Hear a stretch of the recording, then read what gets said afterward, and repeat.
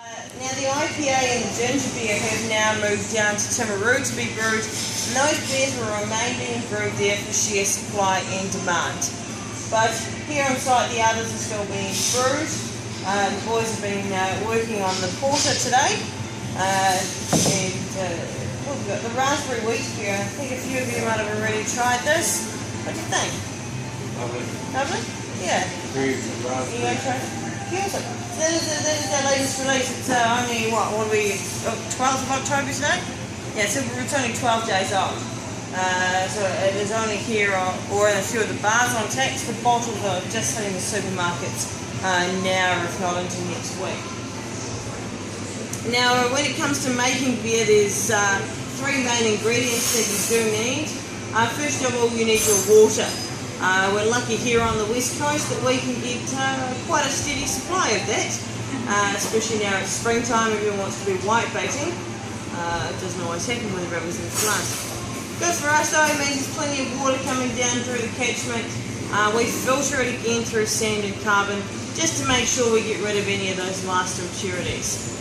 We then have our grain barley, or wheat is another one that we do use.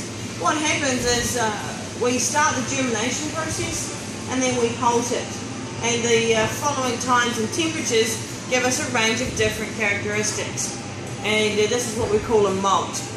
So these are examples. We've got pale ale and crystal malt, so lighter styles, through to this nice dark chocolate malt as well.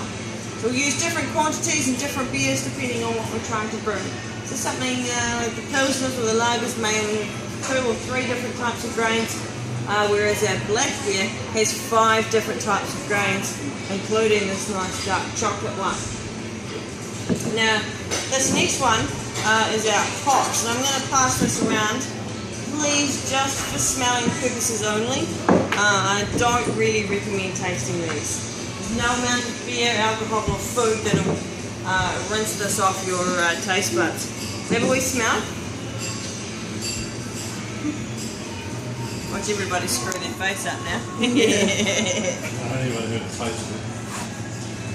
I do know that in the Timaru Brewery, I think they challenge you to eat one if you really want.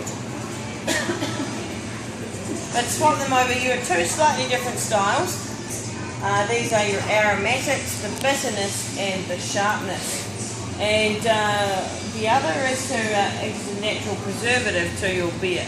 Means you don't have to add any of the unwanted stuff to keep your beer nice and fresh. Any questions so far, team? No? We've got the gumboots sorted, have we? Just before we do get into the brewery, I have some health and safety rules that I need everybody to follow. First of all, keep your hands to yourself and no splashing in puddles that you see along the way.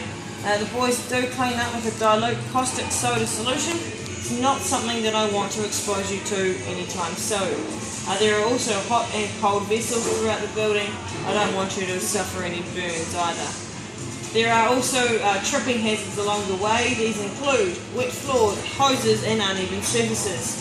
And steps, believe it or not, I have to tell you, but they're there too. Most of which have been signposted. If you feel that something has been missed, then please let us know. You're more than welcome to take photos as we go through.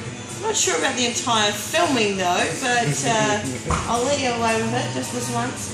And if you've got any questions, then please don't hesitate to ask me. I'm more than happy to answer anything that I can.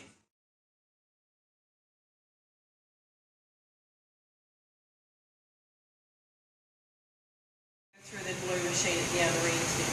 That's got as much history as everything else around here.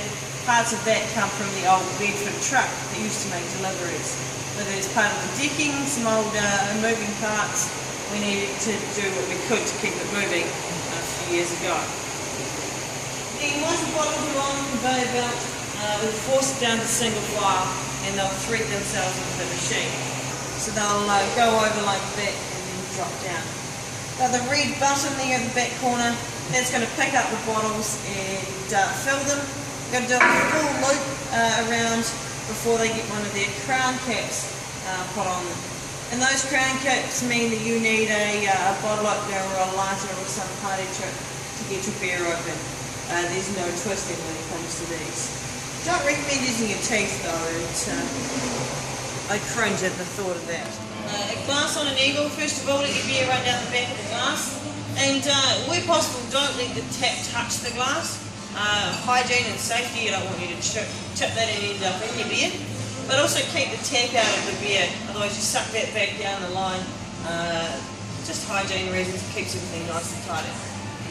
Full throttle, and as your glass fills, stand it back up. Hopefully I've got away with that. Sometimes these first pours are not the best. Now there's actually no hard and fast rule to how much head you have on the top of your beer. It's a bit about how you've been brought up.